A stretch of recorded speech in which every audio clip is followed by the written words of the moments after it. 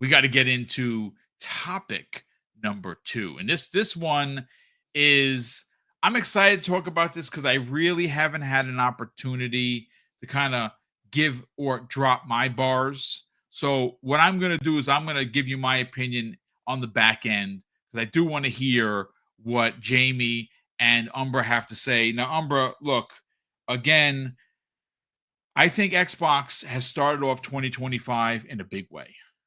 We have a roadmap. We know that there are a ton of games coming to the platform, and more specifically, launching into Xbox Game Pass. And I do keep saying that because it is important. Value proposition in 2025 is even more important than it was in 2024. And you know why that is? And I know people are going to make fun of me. It's fine. Eggs are $12 a dozen in some states. Think about that for a second. $12 Ridiculous for eggs. You know, I just saw some images somebody was sharing, and a few people, I ain't gonna name them right now, but they were at Costco. These people had shopping carts filled with egg cartons. Yeah. And I'm like, is this happening right now? They like, I'm in the store right now. This is happening. Yeah. Several people with tons of eggs just stacked and stuff. I saw somebody post on, I think it was King David that posted, somebody said, now in my new side hustle, and he had little baggies of 3 eggs in each one with some money next to it. I mean, again, we're laughing, but folks, that is the sad reality of the world. And again, I don't get $1 every time I say Xbox Game Pass. I wish I did, because we'd be able to, we'll have our 20%. We would be looking for a place right now. That's not, in fact, the case. I say it because it is the best value in gaming. And what's happening this year for Xbox with their roadmap is unlike anything we've ever seen from first party. So when I say Xbox is doing it right, we have the roadmap. They just had an amazing developer direct. We got two drops that were secret drops that, obviously we kind of had a thought and a theory that they were happening. We got the confirmation of Ninja Gaiden 4, and then of course Ninja Gaiden 2 Black dropped into Xbox Game Pass as a surprise. Excellent, and that was a really big deal. Of course, if you're on PlayStation, you can buy it for $50, which I think is a great deal. But this Phil Spencer interview, Umbra, I think really did answer a lot of questions. Now, there are some circles that we roll in that think that some of the questions weren't hard enough, that they wanted more pressing questions to fill. And honestly, I'm okay with the questions that were asked. Again, I've listened to each one of the interviews more than 3 times. I listened to Destin's 3 times. I listened to Gamertag's more than 3 times as well. And I thought that they asked very pressing questions. Again, I have my own personal thoughts and theories as to why he answered some of the questions the way he did. But Umbra, I do want to get your personal takeaways from both of these interviews. Overall, very insightful. I feel a little salty, and I got to be honest, because I just don't feel the need to lie. I've only seen snippets of Paris's and Danny's interview with Phil, and there's a reason for that. Because one, I felt they were going to ask him questions I kind of knew they were going to ask him, and I felt Destin was going to ask more hard-hitting questions. Just to be honest, and they don't want to. I don't think they want to rub Phil the wrong way. so my thinking was going to be they were probably going to get some of the questions that I felt like I would know the answer already to anyway, right? So I think Destin had, from what I saw, a really great interview with them. I'm sure Paris and Danny's was great, though. From the snippets I've seen, it was pretty good. I know Paris and Danny are excellent at what they do, so it's no shade. But from what I had watched from Destin's interview with him, and I did this by consensus, just to be honest, too. I asked fellas, I said, what would be the most interesting question if I could bring this to the topic for the table, for discussion today? So one of them for me was the legacy, that Phil, what he felt his legacy was, or what he wants his legacy to be. Destin asked him, and Phil even had to pause, like, whoa, like he wasn't even prepared for that question. And I thought that was really good. Yeah. But I think we can kind of guess what his legacy would be. One of the other ones was bringing the Xbox experience to PC. And I guess that would be the one I would focus on, because that one has a lot of tendrils, if you will. It goes in different directions. For one, uh, no longer being just exclusivity out of the window. Two, uh, you know, it opens Xbox up to maybe Game Pass possibly going to Steam one day. Steam coming to Xbox, the things we've been discussing. And Destin did ask him that, which he never got an answer. Phil just laughed, and they moved to another question. And then I asked these fellas, I said, hey, do you think Steam would be going to PlayStation 6? And they said, absolutely not. So one of the interesting things is that with this new direction that Xbox is going, and their direction of kind of being available wherever anybody wants to play their games, is also the fact that it I think it sounds scary now because it's new, and Xbox is prone to do things that a little earlier before everybody else kind of does it, and sometimes they pay for it negatively, sometimes it pays off. And this could be one of those things, I feel like, where it seems crazy now, but later down the road is going to pay off for Xbox, right? And I think typically we have the view we have of exclusivity and things like that, and them going to other areas with the gaming. It feels like, one, people feel uncertain because of what's going to happen with the future consoles. But I think Phil answered a lot of that too, saying that they're not going anywhere as far as hardware goes.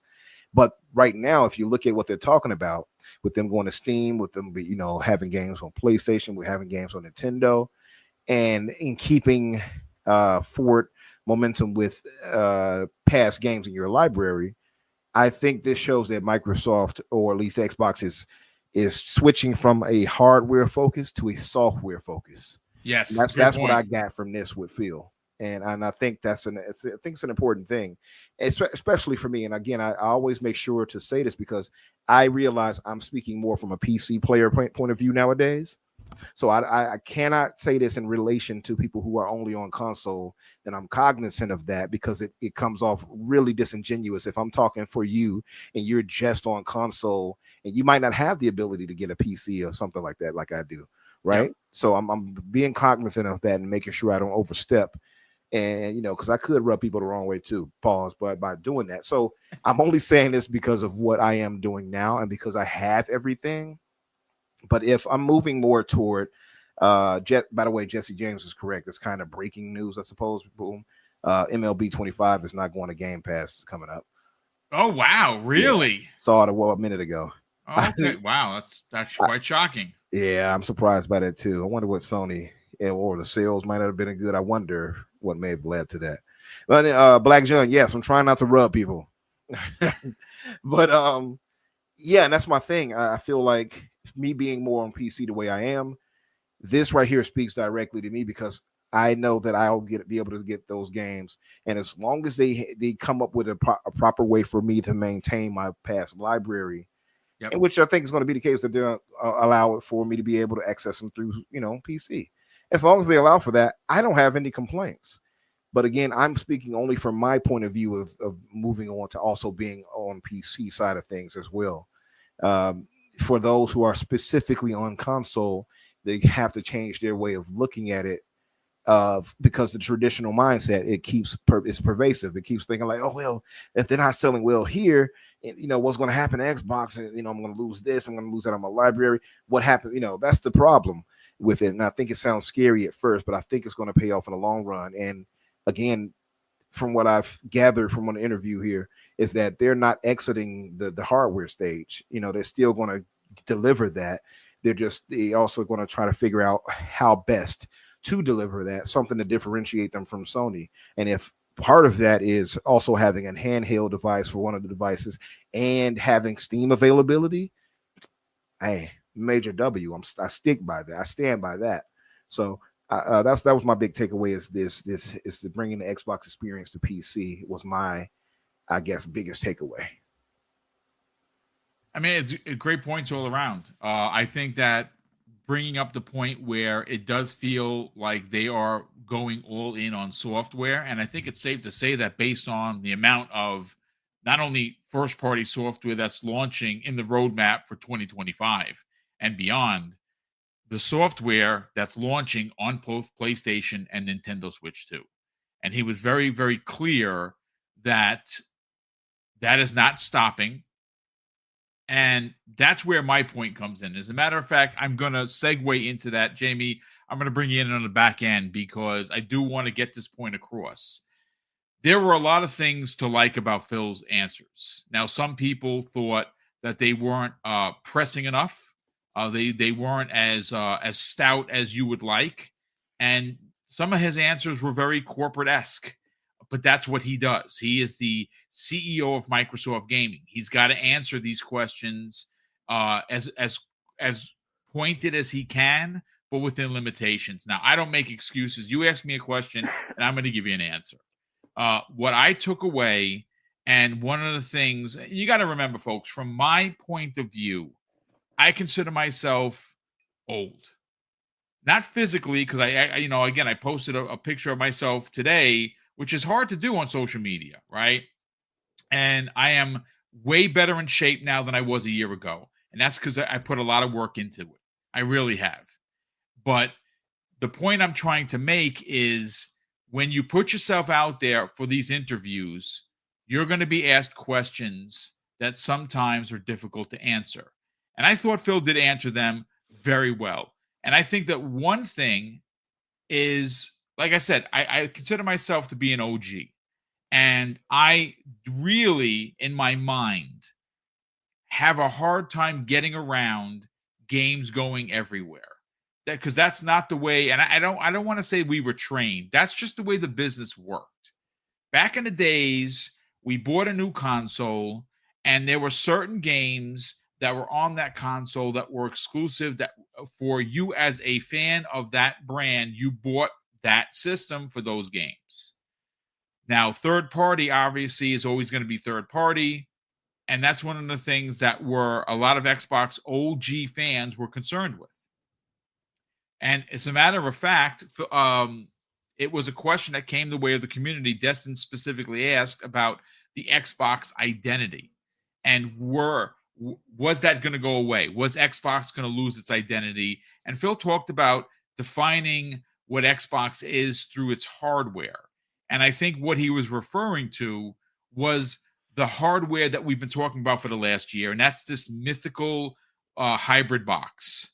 And I've said this before, and maybe I haven't said it publicly. I've talked about it, in some private circles. But just looking at the playing field as we see it, I think the PlayStation 6 is going to be a very powerful PlayStation 5. It is going to give you all the bells and whistles that you would expect for the $700 or $800 this thing is going to cost. It's going to give you ray tracing. It's going to get you 120 frames. It is going to be a monster. The problem is that it's just going to be a PlayStation 5 with more power. Why do I think that? Because Sony is as traditional as Nintendo. They have a console. It works. Lots of people buy it. And it's going to be a great console when it releases. It's just going to be a PlayStation 5 with a lot of power. That's not the same story for Xbox. This is something they've been working on for years. This next box is going to be unbelievably powerful, but it's going to be so incredibly different that, yes, it is going to play Gears E-Day. It's going to play Forza Horizon 6. It is going to play Halo whatever. But it's also rumored to be this hybrid play every game that you own everywhere on this box. It's going to be a PC that literally looks like an Xbox but acts like a PC, giving you, again, the ability to play your Steam library, because when he asked that question, he didn't answer, but he laughed. And Destin specifically asked him, is Steam going to be on an Xbox? And of course, candidly, Phil just laughed. Now, is that a confirmation? No. But is it a belief that the next Xbox is going to give you the ability to access your Steam library, to access your good old games possibly, or even your Epic library? Yes, it's going to be an open sourced box that is going to be a very powerful PC that looks and acts like a console. And that's exactly what I need in my life. And again, who's going to be better at it? I think Microsoft has the edge. I really, really do. I think that PlayStation is going to be traditional. They're going to have great games. Hopefully, they can figure out this first party thing and get back to what they're good at doing. That's making first single player, first party, bombastic experiences. Will they ever get there? You'd like to believe so, but I'm not putting a pin in it. For Xbox, they're doing something different because their next two consoles, and that's right, folks, I said two. One is going to be an open sourced handheld, like we see right now, available across multiple platforms, multiple makers, and your next Xbox. And I think one of the takeaways, guys, and chat, was when he started to specifically drive the point home about going third party, putting games on PlayStation, putting games on Nintendo Switch 2. What he followed up with, now again, you don't have to agree with me, but this is where, as a Xbox customer, I get excited. He specifically said that when they put games on other platforms, it gives Microsoft and Xbox the ability to invest in hardware as well as studio development. So, and again, we've talked about this, sometimes we've laughed about it.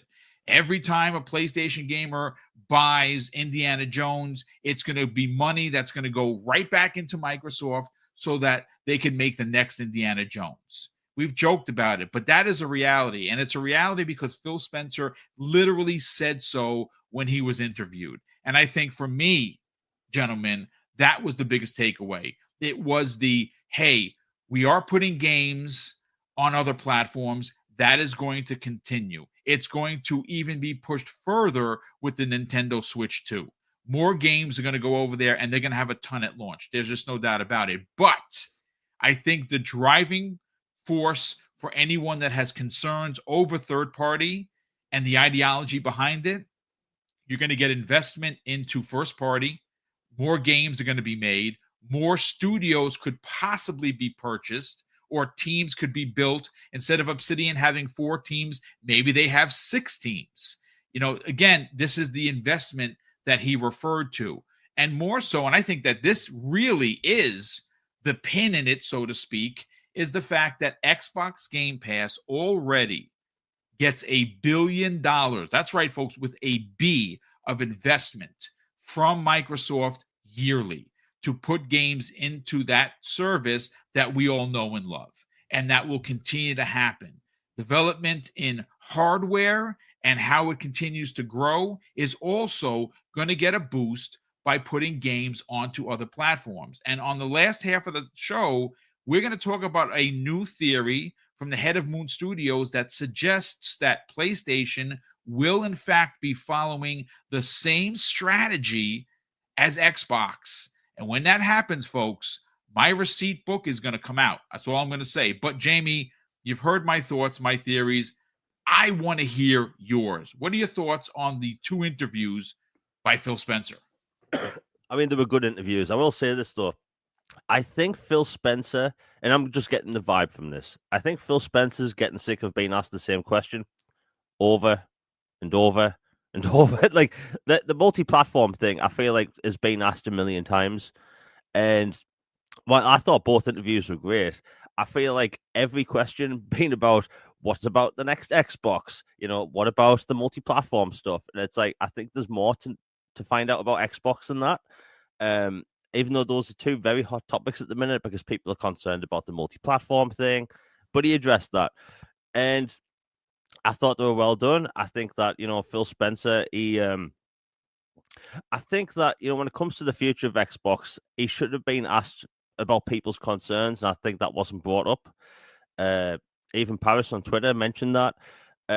So, like, that aside, my takeaway from the interviews is that Xbox is going to try and do something completely different next generation. And look, we already pretty much know next generation, there's going to be a console and a handheld.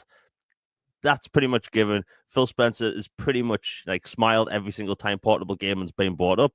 The PC hybrid, I'm doing air quotes. has been brought up almost every single week, and I think Microsoft, like they've said multiple times now, that losing last generation was the one to lose because people built up their digital libraries. Because look at the 7th generation, right? Back on 360 and PS3, you couldn't buy every game digital. Most games weren't even available digitally until the Xbox One and the PlayStation 4 came out. So, like, that's when people start building these massive libraries digitally. And like, I think Microsoft, their look at next generation is like, look, we're going to have Gears of War, AD or whatever, and Elder Scrolls 6, and then they're going to try something different with this PC, console hybrid hardware. I think there are some big concerns when it comes to that because when it comes to Xbox, people mainly talk about Game Pass. They don't talk about Xbox in general. Like, most of the money Xbox makes isn't from Game Pass. It's from people buying games, DLC, expansions, battle passes. Yes. And like that stuff funds Xbox. It funds the Xbox division. And if you look at the whole PC thing people are talking about, which is very realistic, which the amount of times it's been brought up, if you put a different store on an Xbox, how does Microsoft make money from it? So if someone goes on your Xbox next generation and they want to buy, I don't know, Assassin's Creed, well, they could go on Xbox, they could buy it from the store, and Microsoft will get their 30% cut, and Ubisoft gets the rest of that money. Or they could go on the Steam app on an Xbox, and Xbox gets nothing. That's a major worry. I think that's something Microsoft has to think about, and like that is the major concern. And look at the native support thing, right? I've brought this up on my channel a lot. Like, if the PC hybrid thing does happen, let's say Final Fantasy 17 comes out and it goes to PC and PlayStation, and people do what I do on Twitter to say, hey, I want this game to come to Xbox. Well, what's to stop Square Enix from going, you can load up Steam on your Xbox and just play it there. Well, that means I won't have Xbox achievements. That means I won't have an optimized game for my console, and I'll just be playing the minimum spec version through an app on an Xbox. I think that is a major concern for a lot of people. Xbox has tried things in the past and it's worked, and they've tried things in the past and it hasn't worked. Phil Spencer's mentioned that. If you go back 20 years ago, nobody had broadband, but they put the original Xbox required broadband to work. You couldn't just use dial-up, and that worked out well for them. If you go to Xbox Live and the Xbox 360 generation with the integrated store and achievements, that worked out for them. And the Kinect, when that first came out, that's the fastest selling consumer electronics product of all time. Or at least one of them at that point. And they had a huge success with that. And with the Xbox One, we all know what happened there. TV. People didn't like the reaction to how it was announced, right? And that basically, like, Don Matrick destroyed Xbox back then.